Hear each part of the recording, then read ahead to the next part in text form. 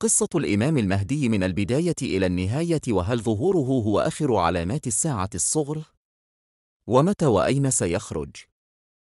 مرحبا بكم إخوتي وأخواتي في الله، في قناتكم المباركة التي نسعى من خلالها لنتأمل معا في عظمة ديننا الحنيف، ونتعرف على علامات الساعة ومعجزات الله في خلقه، وأخبار الغيب التي بشر بها النبي صلى الله عليه وسلم. نرجو منكم دعمنا بالاشتراك في القناة وتفعيل الجرس والإعجاب بالفيديو ليصل الخير إلى أكبر عدد ممكن بإذن الله تعالى. في زمن تكثر فيه الفتن والابتلاءات، يتطلع كثير من الناس إلى طوق النجاة الذي بشر به النبي صلى الله عليه وسلم، وهو ظهور المهدي المنتظر. فخروجه وعد نبوي صادق يكون حلقة الوصل بين علامات الساعة الصغرى والكبرى.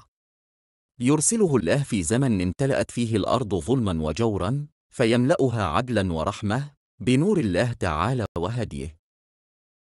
أخبر النبي صلى الله عليه وسلم أن المهدي سيأتي في آخر الزمان، فيقيم العدل بعد أن يعم الظلم.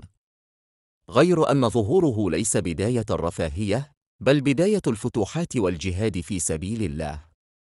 سيحيي السنة ويمحو الجور، وتعود الأمة إلى عزها ومجدها تحت راية التوحيد والإيمان، يقودها رجل صالح يقيم شرع الله في الأرض. لن يظهر المهدي إلا بعد أن تنهض الأمة من غفلتها وتعود إلى شرع الله وسنة نبيه. عندها يبعث الله القائد الرباني الذي يقودها إلى التمكين. وسيكون المسجد الأقصى بيد المسلمين قبل ظهوره، إذانا بعودة الخلافة الراشدة على منهاج النبوة، وبداية عهد جديد تسود فيه كلمة الله العليا. المهدي من أهل بيت النبي صلى الله عليه وسلم، وقيل إنه من ولد الحسن بن علي رضي الله عنهما.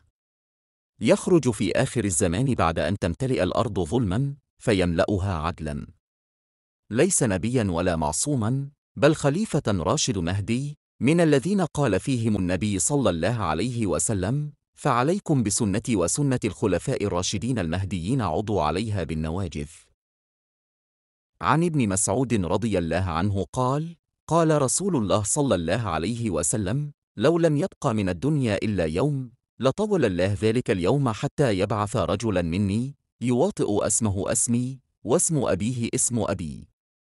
اسمه محمد بن عبد الله، من ذرية فاطمة بنت النبي صلى الله عليه وسلم، وقيل من ولد الحسن بن علي رضي الله عنهما. يملأ الأرض قسطا وعدلا كما ملئت ظلما وجورا. وصف النبي صلى الله عليه وسلم المهدي فقال: المهدي مني أجل الجبهة، أقنى الأنف، يملأ الأرض قسطا وعدلا كما ملئت ظلما وجورا، ويملك 7 سنين. وقال ابن كثير رحمه الله: إن كونه من نسل الحسن فيه حكمة، لأن الحسن رضي الله عنه تنازل عن الخلافة لوجه الله، فجازاه الله بأن جعل من ذريته من يجمع الأمة مرة أخرى على الحق. سيؤيد الله المهدي فينشر به الدين، وتفيض الأرض بالخيرات. تكثر الأموال والثمار ويعم الرخاء، حتى يعطى المال بلا عد. قال ابن كثير: في زمانه تكون الزروع غزيرة، والمال وافرا، والدين قائما، والعدو ذليلا.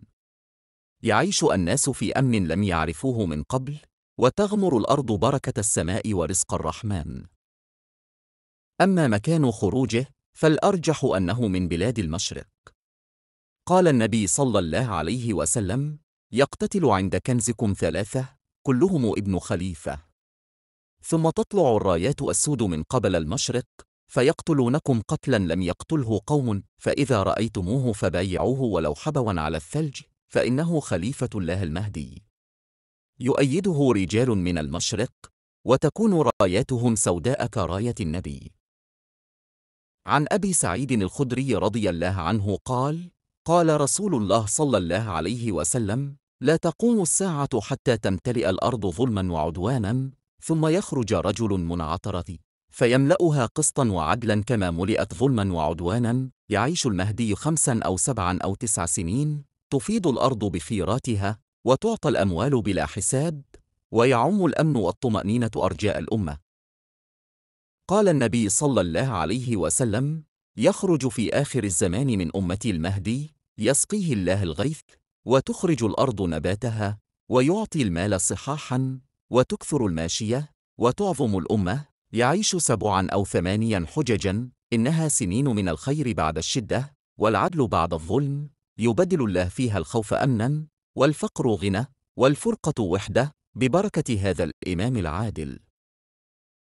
قال علي رضي الله عنه: قال رسول الله صلى الله عليه وسلم: المهدي منا أهل البيت، يصلحه الله في ليلة، أي أن الله يهيئه للخلافة في ليلة واحدة، فيتوب عليه ويصلح حاله.